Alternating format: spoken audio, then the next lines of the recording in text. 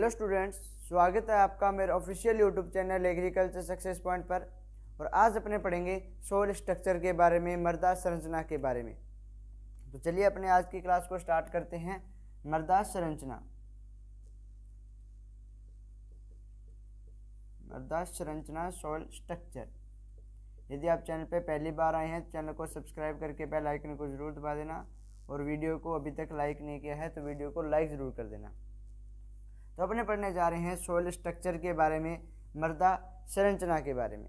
ठीक है, तो देखिए सोइल स्ट्रक्चर या मृदा संरचना क्या होती है। पहले इंग्लिश में डेफिनेशन और उसके बाद में हिंदी में डेफिनेशन। इसकी डेफिनेशन क्या होती है? Arrangement of soil particles in a definite pattern is called soil structure. ठीक है, arrangement of soil particles in a definite pattern is called soil structure. मतलब जो आपके सोइल पार्टिकल्स होते हैं उनका क्या करना, एक अरेंजमेंट कर देना। लेकिन अरेंजमेंट किसके अंदर करेंगे? एक डेफिनेट पैटर्न के अंदर करेंगे, उसी को अपने कहते हैं सोइल स्ट्रक्चर। जब अपने सोइल स्ट्रक्चर के टाइप्स पढ़ेंगे तो उसके अंदर पता लगेगा कि डेफिनेट पैटर्न जो है वो किस टाइप से किया गया है। ठीक है, हिंदी मीडियम वाले लिख सकते हैं डेफिनेशन इसकी। मृदा कणों को व्यवस्थित ढंग से एक समूह बनाना ही मृदा संरचना कहलाता है। ठीक है, मृदा कणों का व्यवस्थित ढंग से एक समूह बनाना मृदा संरचना कहलाता है। ठीक है, ये हो जाएगी हिंदी इंग्लिश दोनों के अंदर डेफिनेशन इसकी। ठीक है, सोइल स्ट्रक्चर की। अब देखिए इसके अंदर क्या होते हैं। पहले अपने को एक टर्म पढ़नी है, एग्रीगेट। ठीक है, जिसको हिंदी में बोलते हैं समुच्चय। ठीक है, एग्रीगेट जिसको हिंदी में क्या बोलते हैं? समुच्चय। अब समुच्चय होता क्या है? समुच्चय होता है किसी भी जो कण हो गए या कोई भी वस्तु है, कोई भी चीज़ है, उनको एक साथ इकट्ठा कर देना। ठीक है, तो अब अपने सोइल की बात कर रहे हैं तो सोइल के अंदर क्या होएगा कि जो मृदा कण है उनको इकट्ठा करके, ठीक है, उनके बीच में एक बल लग जाता है। उनको जब इकट्ठा करते हैं तो उनका एक समुच्चय बन जाता है। ठीक है, तो वही चीज़ है समुच्चय। ठीक है, मृदा कणों का एक समूह बना देना इकट्ठा करके उनको, तो वो होता है आपका एग्रीगेट या समुच्चय। तो इसके अंदर क्या होती है, एग्रीगेट से रिलेटेड अपने को चार टर्म्स जो है याद रखनी है। पहला आता है पैड, सेकंड आता है क्लोड, थर्ड आता है आपका फ्रेगमेंट, और फोर्थ आता है आपका कंक्रीशन। ठीक है, पैड, क्लोड, फ्रेगमेंट और कंक्रीशन। पैड को हिंदी में पैड ही बोलते हैं, क्लोड को बोलते हैं गुच्छडेला। गुच्छडेला अब हिंदी में याद रखना है, इंग्लिश में वो आपकी मर्जी है। ठीक है ना, हिंदी में मैंने बता दिया गुच्छडेला बोलते हैं, तो क्लोड मेरे हिसाब से सही रहेगा।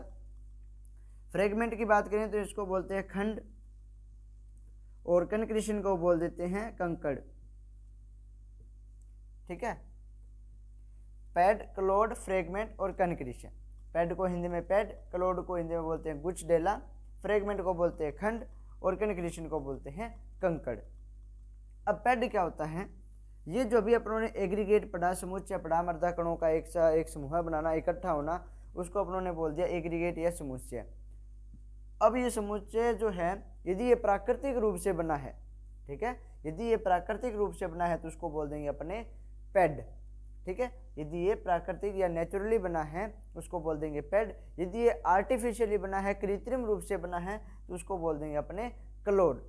ठीक है, और जो टूटा हुआ पैड होता है वो आपका कहलाता है फ्रेगमेंट। मतलब खंड क्या होता है? किसी चीज़ का टूट के अलग हो जाना। या जैसे मान लो ये अपनों ने कोई वस्तु ले रखी है, या अपने ये भी समझ सकते हैं कि अपने एंटोमोलॉजी के अंदर पढ़ते हैं ना कि इतने खंड होते हैं। ठीक है, जैसे जो बॉडी होती है इंसेक्ट की, वो 3 पार्ट के अंदर होती है। ठीक है, तो ये क्या, एक ये अलग खंड हो गया, ये अलग, और ये अलग खंड हो गया। उसी टाइप से है कि ये अलग खंड हो गया, तो अब मान लो ये पैड बीच में से टूट गया, तो ये वाला जो है ये क्या कहलाएगा? आपका फ्रेगमेंट या खंड कहलाएगा। कंक्रीशन क्या होता है? कंकड़ क्या होता है? हालांकि इनकी अलग से डेफिनेशन भी बताऊंगा आपको। कंक्रीशन क्या होता है? कंक्रीशन होता है कि जो अंतःस्थी जो जल है उसके साथ क्या हो जाते हैं, जो लवण हो गए, आयन हो गए, वो घुलकर नीचे जाके एक समुच्चय बना लेते हैं, उसी को बोल देते हैं अपने कंक्रीशन बोल देते हैं। ठीक है, जैसे आपने देखा होगा कई बार जो है जुताई के समय, ठीक है, जो अपने टिलेज प्रैक्टिसेस करते हैं तो उस टाइम क्या होता है सॉइल के अंदर कई बार अपने को ढेले से दिखाई देते हैं अलग ही कलर के, जैसे वाइट कलर के, जहाँ पर एल्कलाइन सॉइल होती है। ठीक है, ठीक है, वहाँ पे क्या होता है कि नीचे अपने को अलग अलग जैसे एल्कलाइन सॉइल है, मतलब जहाँ पर एल्कलाइन सॉइल के ढेले मिलते हैं। ठीक है, क्षार वगैरह, लवण वगैरह वहाँ पे क्या हो जाते हैं, इकट्ठे हो जाते हैं। जब अपने खुदाई करते हैं तो अपने को वाइट कलर के या हल्के वाइटिश कलर के से अपने को क्या है ढेले दिखाई देते हैं बड़े बड़े, तो वो होते हैं आपके कंक्रीशन या कंकड़। ठीक है, आपको पता है वेदरिंग से अपने को सॉइल मिली थी, उनके साथ क्या है कोई शार्ट वगैरह आके वो भी तो वहाँ पे होते हैं सॉइल के अंदर। ठीक है, वही चीज़ है। तो अब देखो पैड क्या होता है, पैड अपने बोल सकते हैं नेचुरली फॉर्म्ड सॉइल एग्रीगेट्स।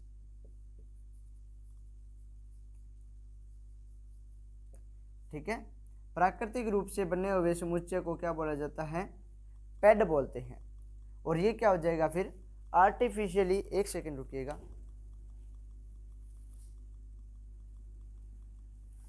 ये इसको क्या बोलेंगे भैया अपने फिर आर्टिफिशियली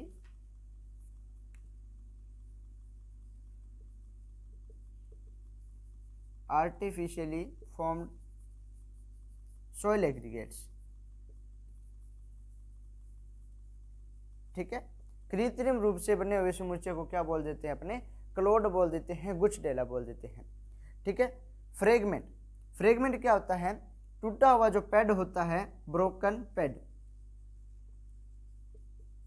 ठीक है, जो टूटा हुआ पैड होता है उसको बोल देते हैं अपने खंड, फ्रेगमेंट। ठीक है, और कंक्रीशन क्या होता है, कंक्रीशन ये होता है कि जो आपका कोहेरेंट मास होता है। ठीक है, अभी जैसे मैंने आपको डेफिनेशन के अंदर बताया था कि क्या होते हैं जो आयंस वगैरह होते हैं, साल्ट वगैरह होते हैं, वो क्या होते हैं परकोलेशन के द्वारा क्या होते हैं लीज्ड हो जाते हैं और उसके बाद क्या हो जाते हैं एक समुच्चय बना लेते हैं, जिसको अपने क्या बोल देते हैं कंक्रीशन बोल देते हैं, हिंदी में बोल देते हैं कंकड़। ठीक है, तो आपको ये चीज़ याद रखनी है कि कंक्रीशन क्या होता है और पैड क्या होता है, क्लोड क्या होता है, फ्रेगमेंट क्या होती है। एक सेकंड रुकिएगा, मैं वीडियो देख लेता हूँ सही चल रही है क्या।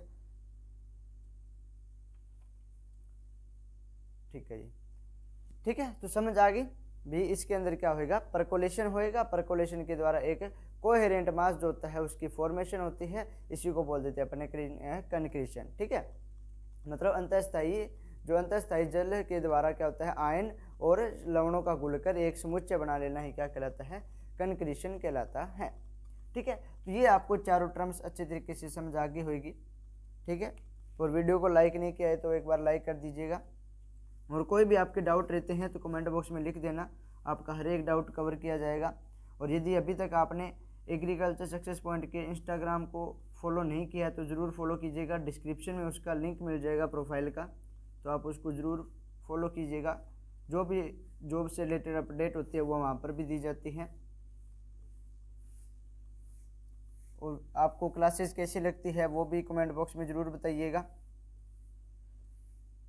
क्योंकि आपको भी पता है कि आजकल क्या है पीपीटी वाला ट्रेंड चला हुआ है ना, लेकिन ये क्लासेस जो अब क्या है धीरे धीरे टीचर बंद करते जा रहे हैं। ठीक है, आजकल सिर्फ पीपीटी से काम चल रहे हैं। और पीपीटी के अंदर क्या होता है, पीपीटी के अंदर ये प्रॉब्लम होती है कि अब मान लो जैसे मैं हूँ सोशल साइंस पढ़ाता हूँ, अब मैं एक्सटेंशन की भी पीपीटी बना के, तो यहाँ पे तो मेरे को क्या है, जैसे मान लो मैं यदि लैपटॉप से हूँ या फ़ोन से, जैसे मैं क्वेश्चन सीरीज़ की क्लास लेता हूँ। ठीक है, उसके अंदर क्या पीपीटी टाइप होता है। अब मान लो उसको मैं यदि पढ़ाऊँगा, ठीक है, तो उसके अंदर लाइनें लिखी हुई है, वहाँ से देख के मैं पढ़ाता जाऊँगा, तो उसके अंदर क्या है प्रॉब्लम नहीं होती। तो आजकल क्या करते हैं लगभग टीचर 7-8 सब्जेक्ट एक ही टीचर पढ़ाता रहता है, तो वो आजकल सिस्टम चल गया है पीपीटी के द्वारा। लेकिन पीपीटी को तो मैं भी बना सकता हूँ, ठीक है ना, पर मैंने सोचा कि इससे क्या आता है स्टूडेंट्स को ज़्यादा समझ आता है, लिखते हैं तो वो खुद भी लिख पाते हैं उस टाइम। ठीक है ना, तो इसीलिए मैं ये क्लासेज ले रहा हूँ, तो आप ज़्यादा से ज़्यादा स्टूडेंट्स को इस प्लेटफॉर्म से जोड़िएगा। ठीक है, इसके बाद में क्या होता है, इसका क्लासिफिकेशन आता है सॉइल स्ट्रक्चर का।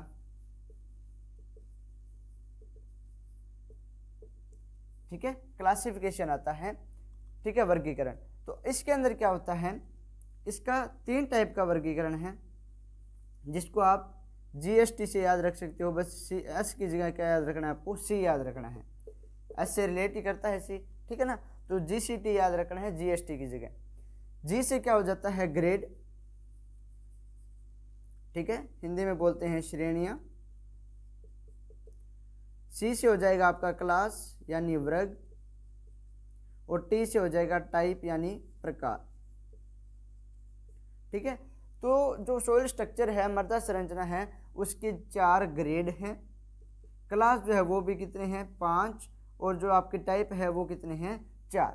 ठीक है, ग्रेड कितने हैं, श्रेणियां कितनी हैं, 4, क्लास या वर्ग कितने हैं, 5, और टाइप या प्रकार कितने हैं, 4 प्रकार हैं इसके।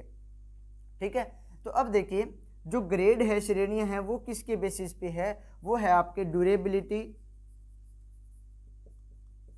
और डिस्ट्रिक्टनेस के।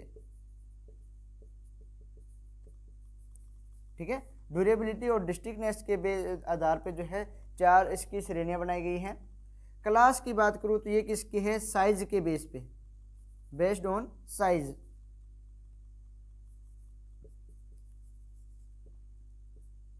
ठीक है, पार्टिकल्स जो है उसके साइज के बेस पे जो है आपको क्लास जो है डिवाइड की गई है। इसकी 5 क्लास हैं। ठीक है, साइज यानी आकार। और उसके बाद में जो आपका टाइप है 4 प्रकार का होता है, वो किसके बेस पे है, वो है शेप के बेस पे, बेसिस ऑफ शेप। ठीक है, based on shape of soil particles. ठीक है, तो याद रखना है ग्रेड जो है, श्रेणियां जो है 4, वो किसके बेस्ड पे है, वो है आपके ड्यूरेबिलिटी और डिस्ट्रिक्टनेस के बेस पे। जो आपकी क्लास है 5, वो किसके बेस पे है, साइज यानी आकार के आधार पे है। और जो आपके टाइप है 4 टाइप है, वो किसके बेस पे, शेप यानी उसके प्रकार के आधार पे है। तो अपने स्टार्ट करने जा रहे हैं। पहले देखो, इसके अंदर सिर्फ आपको पढ़ाएंगे ग्रेड और टाइप, जहाँ से क्वेश्चन आता है, क्लास से कभी क्वेश्चन नहीं आता। ठीक है, तो अपने को ग्रेड पढ़ना है। आज डस्टर दूसरा देखना पड़ेगा, ये खराब होने लग गया आजकल, बिल्कुल अच्छे से साफ नहीं कर पाता ये। दिख रहा है ना इसको, कोई कपड़ा पड़ा हो यहाँ पर, एक सेकंड रुकिएगा। चलो छोड़िए, अपने पहले ग्रेड की बात कर लेते हैं। जो अपनी 4 ग्रेड हैं कौन सी होती है, पहली आती है आपकी स्ट्रक्चरलेस,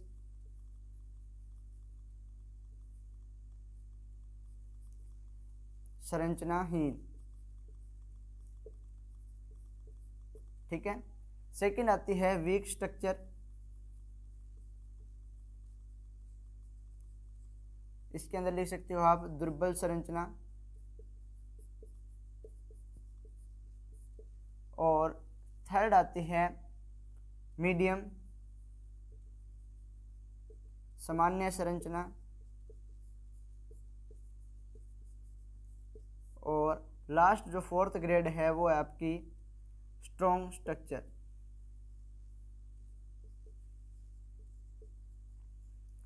ठीक है, स्ट्रॉन्ग स्ट्रक्चर को अपने लिख देंगे प्रबल संरचना। ठीक है, तो 4 ग्रेड है, स्ट्रक्चरलेस, वीक स्ट्रक्चर, मीडियम और स्ट्रॉन्ग स्ट्रक्चर।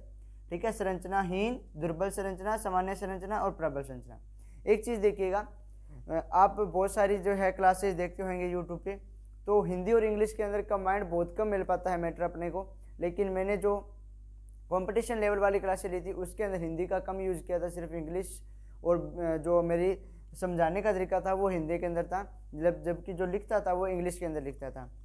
अब जो थ्योरी क्लासेज ले रहा हूँ उनके अंदर मैं क्या कर रहा हूँ, बाईलैंग्वेज क्लासेज ले रहा हूँ, हिंदी और इंग्लिश दोनों के अंदर, ताकि क्योंकि बीएससी के अंदर क्या होता है, ज़्यादातर स्टूडेंट जो है हिंदी मीडियम के होते हैं।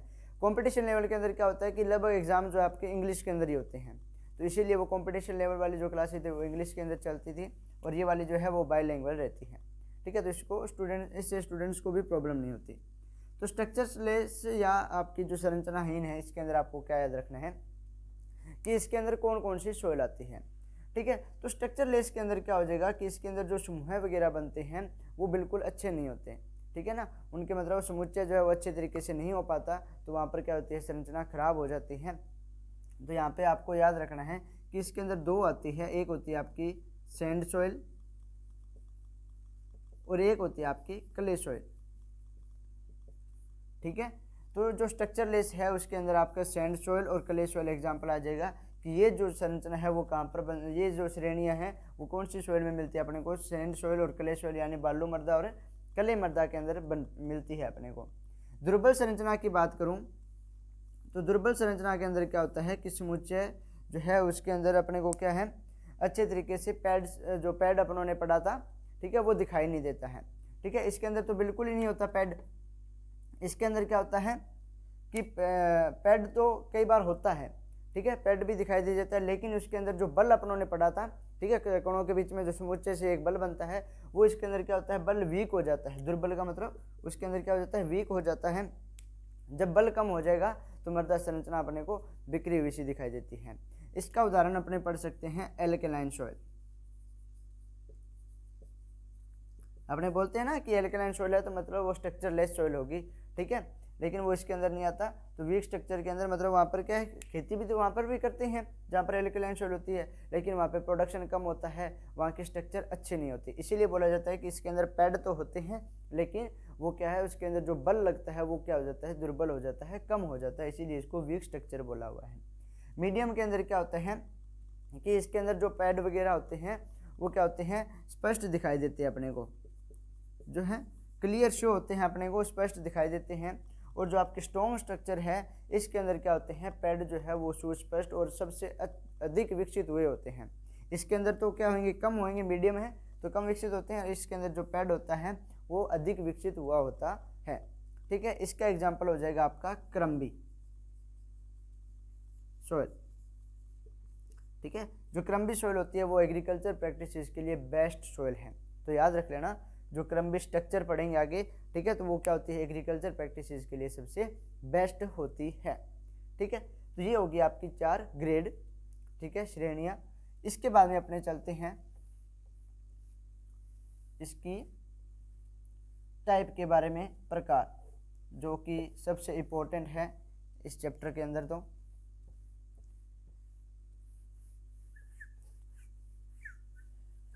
ठीक है, टाइप, श्रेणियां।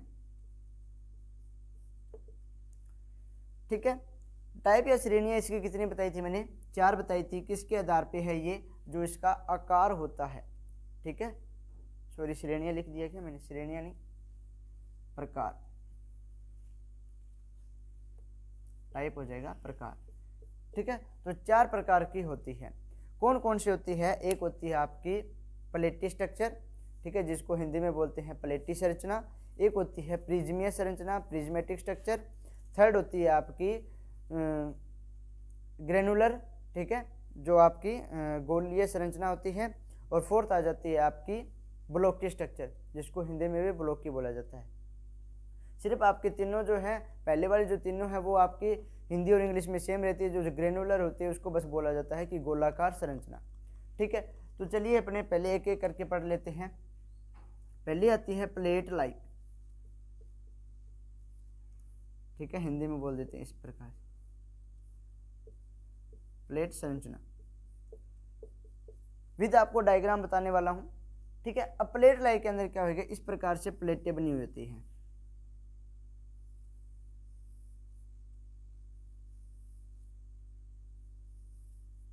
ठीक है, ये होगी आपकी प्लेट लाइक। अब क्या होता है, पहले मैं डायग्राम दोनों ही बना देता हूं ताकि आपको समझाना थोड़ा सा आसान हो जाए। देखो, जो प्लेट संरचना होती है उसको आगे फिर 2 टाइप में बांटा जाता है। एक होती है आपकी प्लेटी और एक होती है लेमिनार। प्लेटी को प्लेटी बोलते हैं भाई हिंदी में, और लेमिनार को बोल देते हैं स्तरीय।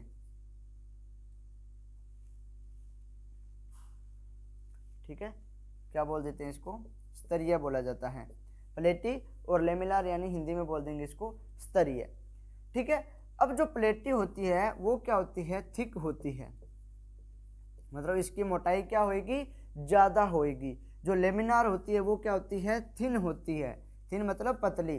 ठीक है, मतलब जो स्तरीय संरचना होती है वो क्या होती है, उसके अंदर जो प्लेट पाई जाती है वो क्या होती है, पतली होती है। ठीक है, तो प्लेट लाइक का एग्जांपल आपके पास दोनों आगे। अब जो प्लेटी संरचना है उसको फिर आगे 2 पार्ट में डिवाइड किया जाता है, प्लेटी और लेमिनार। जो प्लेटी होती है वो क्या होती है, पतली होती है, और जो लेमिनार होती है उसके अंदर प्रत्येक स्तर जो है वो क्या होता है, सॉरी, जो प्लेटी होती है वो मोटी होती है, और जो लेमिनार होता है वो क्या होता है, उसकी प्रत्येक स्तर पतली होती है। जैसे आप इस एग्जांपल के अंदर देख सकते हो ये दोनों ही प्लेटी के हैं, लेकिन इसके अंदर क्या होती है, जो अपनी ये प्लेट्स दिखाई दे रही है पतली है और इसके अंदर मोटी है। ठीक है, तो ये थिक वाली कौन सी होगी आपकी प्लेटी स्ट्रक्चर हो जाएगी, और ये वाली कौन सी हो जाएगी लेमिनार स्ट्रक्चर हो जाएगी। ठीक है, इसके अंदर याद क्या करना है कि इसका जो हॉरिजॉन्टल एक्सिस होता है वो वर्टिकल एक्सिस के मतलब कंपेयर में अधिक जो है डेवलप्ड होता है, मोर डेवलप्ड होता है। ठीक है, तो अपने इसके अंदर लिख सकते हैं प्लेटी संरचना के अंदर इसका जो क्षैतिज अक्ष होता है वो ऊर्ध्वाधर अक्ष की बजाय अधिक विकसित होता है। व्हेन, इंग्लिश मीडियम वाले इसकी डेफिनेशन टाइप भी लिख सकते हैं, when horizontal axis is more developed compare to vertical axis is called platy structure. ठीक है, मतलब इसका जो जो आपका क्षैतिज अक्ष है वो ज़्यादा विकसित हुआ होता है, ऊर्ध्वाधर अक्ष है वो कम विकसित होता है। अब ये पाई कहाँ पे जाती है, ये जो होता है ए होरिजोन जो होता है, ए संस्तर जो होता है उसके अंदर जो है होती है अपने। ठीक है, ए जो संस्तर है उसके अंदर जो अपने को प्लेट संरचना दिखाई देती है। कौन सी सॉइल के ए होरिजोन के अंदर, तो अपने को याद रखना है कि जो क्ले सॉइल होती है, क्ले जो मृदा होती है उसके ए होरिजोन के अंदर जो आपका प्लेट संरचना होती है। ठीक है, तो ये हो गया आपका पहला प्लेट संरचना। ठीक है, सेकंड आता है आपका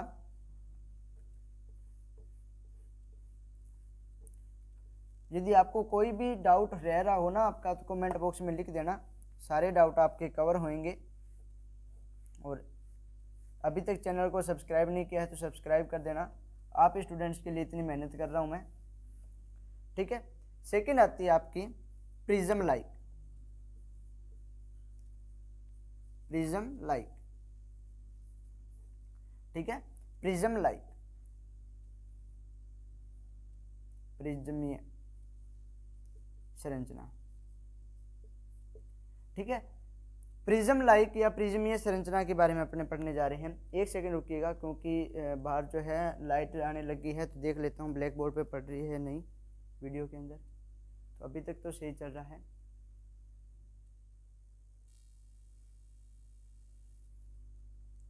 प्रिज्मीय संरचना, ठीक है, थोड़ा बहुत आज शायद आपको प्रॉब्लम हो रही होगी, लेकिन आज देखता हूँ मैं शाम तक इस लाइट का भी थोड़ा सोल्यूशन करता हूँ। यहाँ पे शो तो नहीं हो रही, लेकिन क्या है इसका रिफ्लेक्शन ऐसे कर रखा है मैंने, तो वो यहाँ पे लाइट पड़ रही है, इस पे कम आ रही है।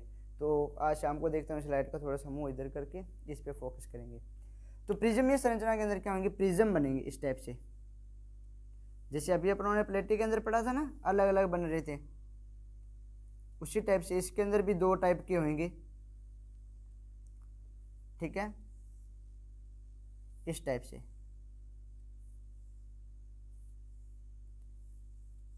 अब प्रिज्मीय संरचना है, प्रिज्म तो अपनों ने बना दिए, दोनों ही प्रिज्मीय संरचना जो है या प्रिज्म लाइक जो है उसके एग्जांपल है। अब जो प्रिज्म होती है वो क्या होती है आगे फिर दो टाइप की होती है, एक तो प्रिज्मेटिक हो जाती है, ठीक है, प्रिज्मीय हो जाती है, और एक हो जाती है कोलुमिनार। ठीक है, कुतुब मीनार नहीं है, कोलुमिनार है। ठीक है, अब जो कुतुब मीनार शब्द ले लिया तो उसी से याद रखते हैं अपने, कुतुब मीनार ऊपर से क्या है राउंडेड शेप के अंदर है, तो ये क्या हो जाएगा कोलुमिनार का एग्जाम्पल हो जाएगा। और जो आपकी प्रिज्मेटिक होती है वो ऊपर से क्या होती है शार्प होती है, फ्लैट होती है। ठीक है, तो आपको याद रख लेना है कि यदि संरचना ऊपर से शार्प है, फ्लैट है, तो वो आपकी होगी प्रिज्मेटिक, और यदि ऊपर से राउंडेड शेप के अंदर है तो वो होगी आपकी कोलुमिनार। अब इसके अंदर क्या याद रखना है कि उसके अंदर अपनों ने किस टाइप से प्लेट बनाई थी, इस टाइप से प्लेट बनाई थी। इसके अंदर अपनों ने किस प्रकार से बनाया है, इस प्रकार से। तो इसके अंदर देखो इसका जो हॉरिजॉन्टल एक्सिस था यानी जो क्षैतिज अक्ष था वो बड़ा था, और जो ऊर्ध्वाधर अक्ष था यानी वर्टिकल एक्सिस था वो कम विकसित था। इसके अंदर क्या है, इसका जो वर्टिकल एक्सिस है ऊर्ध्वाधर अक्ष है वो विकसित ज़्यादा है, और जो हॉरिजॉन्टल है क्षैतिज अक्ष है वो कम है। तो इन दोनों की जो है ज़्यादातर पूछी जाती है डेफिनेशन। तो इसके अंदर क्या लिखेंगे, वह संरचना जिसके अंदर जो ऊर्ध्वाधर अक्ष होता है वो अधिक विकसित होता है, जबकि जो क्षैतिज अक्ष होता है वो कम विकसित हुआ होता है, वो अपनी प्रिज्मीय संरचना कहलाती है। When vertical axis is more developed compare to horizontal axis is called prism like structure. समझ आ गई? ठीक है, इसके बाद में आपको क्या याद रखना है, ये हो गया आपका कोलुमिनार का और ये हो गया आपका प्रिज्मेटिक का। ये ऊपर से क्या है शार्प होती है और ये ऊपर से क्या होती है राउंडेड होती है, गोलाकार होती है। प्रिज्म लाइक जो होती है वो कहाँ पर होती है, वो होती है आपके बी होरिजोन के अंदर। ठीक है, कहाँ पर होती है आपके बी हॉरिजॉन के अंदर होती है। क्लाइमेट इसके लिए कैसा चाहिए होता है, जहाँ पर एरिड और सेमी एरिड क्लाइमेट होता है, शुष्क और अर्ध शुष्क, ठीक है, शुष्क और अर्ध शुष्क जहाँ पर क्या होती है जलवायु होती है, वहाँ पर कौन सी होती है अपनी प्रिज्म लाइक जो है संरचना अपने को देखने को मिलती है। प्लस एक पॉइंट इसमें याद रख, अपने ये भी रख सकते हैं भी एरिड और सेमी एरिड का नाम आ गया, तो एरिड और सेमी एरिड का नाम आते हैं अपने दिमाग में एक चीज़ जरूर आती है, कौन सी, सेलाइन और एल्कलाइन सॉइल। मतलब ये कहाँ पर मिलेगी अपने को, सेलाइन और एल्कलाइन के बी हॉरिजॉन के अंदर अपने को प्रिज्म जो है वो संरचना देखने को मिलती है। समझ आ गया, ये होगी आपकी दो स्ट्रक्चर।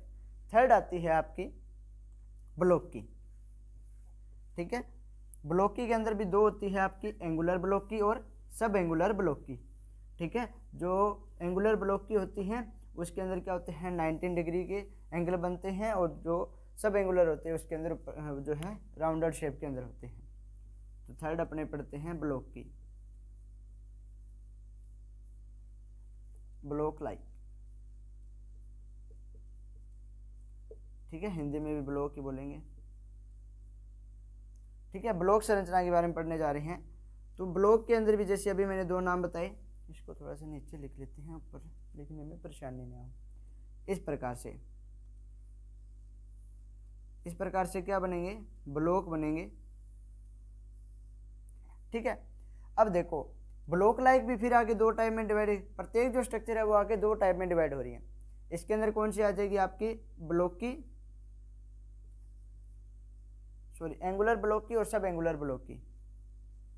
ब्लॉक की अभी मैंने बताया था ब्लॉक को हिंदी में ब्लॉक की बोलते हैं, एंगुलर क्या हो गया, एंगुलर ब्लॉक की और सब एंगुलर ब्लॉक की। बस आपको एक चीज़ याद रखनी है, हाँ वो नाम बताना भूल गया, जो कोलुमिनार है, ठीक है, अभी अपनों ने प्रिज्म वाले में पढ़ा था, कोलुमिनार का मैंने हिंदी में मतलब नहीं बताया था। कोलुमिनार का क्या होता है, स्तंभीय, ठीक है, स्तंभ रूप के अंदर जो होता है, तो वहाँ पे हिंदी मीडियम वाले नोट कर लेना, स्तंभीय संरचना, ठीक है। अब इसके अंदर क्या है, एंगुलर ब्लॉक की और सब एंगुलर ब्लॉक की हो जाएगा।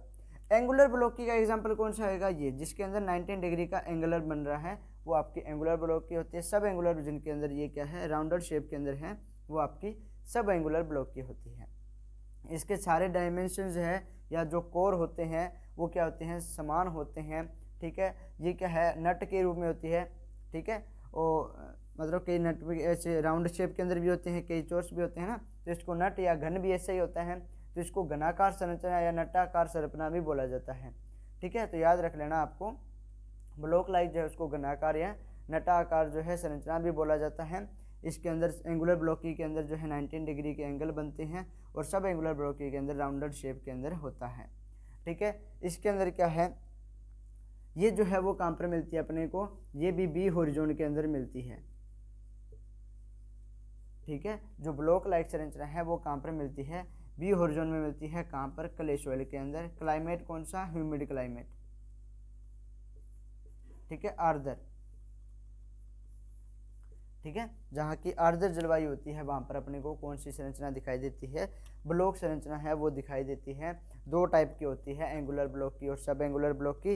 एंगुलर ब्लॉक की है उसके अंदर क्या बनेगा, 19 डिग्री का एंगल बनेगा, और सब एंगुलर ब्लॉक की जो है उसके अंदर अपने जो है राउंडेड शेप में होती है। इसके सारे के सारे डायमेंशन जो है, कोर जो है वो समान होते हैं।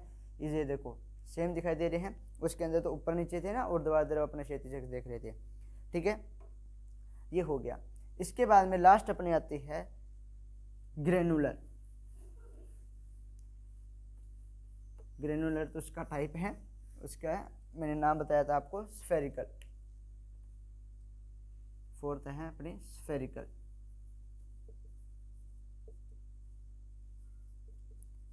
स्फेरिकल स्ट्रक्चर, गोलाकार संरचना। अब ये भी दो टाइप की होती है, एक आ जाती है आपकी ग्रेनुलर दानेदार, और सेकंड आ जाती है क्रम्बी, ठीक है। जो आपकी स्फेरिकल स्ट्रक्चर है, गोलाकार संरचना, वो फिर दो टाइप में डिवाइड होती है, ग्रेनुलर और क्रम्बी, ठीक है। जो ग्रेनुलर होती है उसके अंदर पोर स्पेस क्या होता है, कम होता है।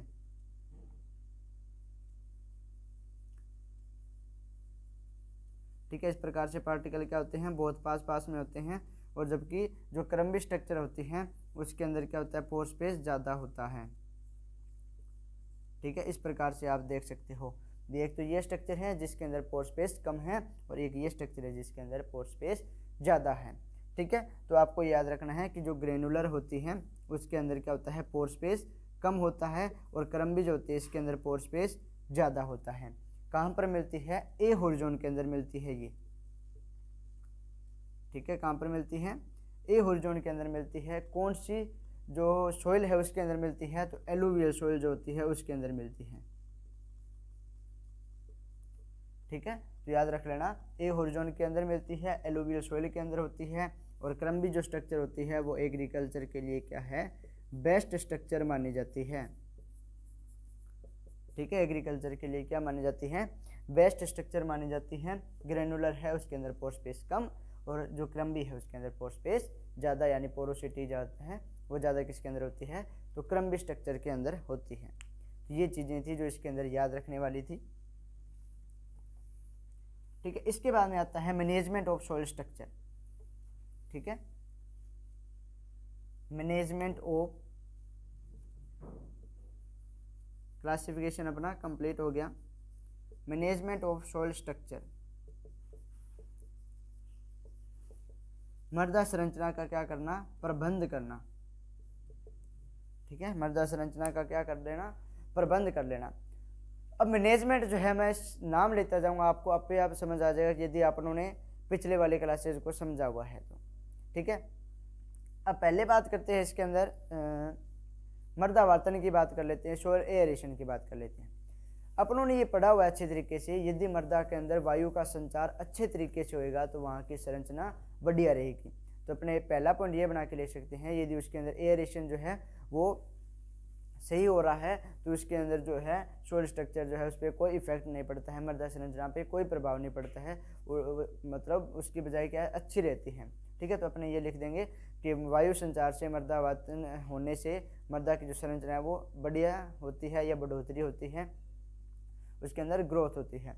सेकंड अपने लिख सकते हैं, यदि उसके अंदर मॉइस्चर जो है, नमी की मात्रा जो है वो सही है तो मृदा जो संरचना है वो भी सही रहेगी। ठीक है, तो अपने बोल सकते हैं मृदा नमी से मृदा की संरचना जो है बढ़ती है या सही रहती है। अपने थर्ड में ये लिख सकते हैं ऑर्गेनिक मैटर के बारे में भी, ऑर्गेनिक मैटर बढ़ेगा तो सॉइल स्ट्रक्चर की जो है, ऑर्गेनिक मैटर बढ़ेगा तो सॉइल स्ट्रक्चर भी अच्छी बनी रहेगी। ठीक है, तो जो कार्बनिक पदार्थ अपने जैसे डालेंगे सॉइल के अंदर तो मृदा संरचना बढ़िया रहेगी। इसके बाद में अपने टिलेज की बात कर सकते हैं, भूपरिष्करण की। ठीक है, टिलेज या भूपरिष्करण करेंगे तो उसके अंदर क्या होगी, अपनी जुताई वगैरह सारा कुछ आएगा, तो उसके अंदर जो है सोइल जो है उसकी मतलब एयर स्पेस भी बढ़ेगा, मॉइस्चर भी सही रहेगा। ठीक है, जो माइक्रोब्स होते हैं उनके लिए एयरेशन बढ़िया मिलती रहेगी, तो वहाँ की सोइल स्ट्रक्चर भी बढ़िया होगी। इसके बाद में अपने मैनेजमेंट में एक पॉइंट ये भी लिख सकते हैं कि अपने को फसल चक्र अपनाना चाहिए, क्रॉप रोटेशन अपनाना चाहिए। ठीक है, तो क्रॉप रोटेशन अपनाने से जो सोइल स्ट्रक्चर है उसका अच्छे तरीके से मैनेजमेंट हो जाता है। एक चीज़ याद रखना, क्रॉप रोटेशन में आप ये भी लिख सकते हो कि इसके अंदर एक फैलो क्रॉप रोटेशन अपनाना चाहिए, ताकि जो है वहाँ पर जो है कोई भी न्यूट्रिएंट की कमी भी ना हो, जिससे मृदा संरचना खराब होने से अपनी बच सके। तो फैलो क्रॉप रोटेशन भी अपने इसके अंदर अपना सकते हैं।